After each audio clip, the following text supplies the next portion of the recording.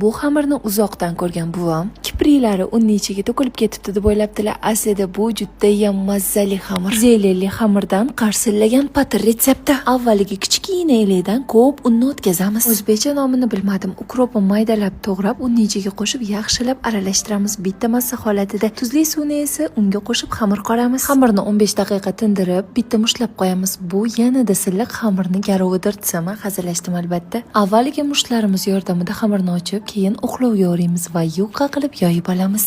Eritilgan sariyog'ni xamir ichiga yaxshilab surtib olamiz. Keyin esa uxlovga zich qilib o'rab chiqasiz. O'ralgan xamirni kesib, uni yana ikkiga bo'lasiz. Diqqat bilan qarang. Xamirni qo'lingizga o'rab buklaysiz. Xuddi shunaqa narsa hosil bo'ladi. Varroqlari pishmasidanoq ajralib turibdi. Ana endi buni 220 gradusga yoki bo'lmasam baland olovga gazga ustiga tuxum surtib jo'natamiz. Qarsilama patir tayyor.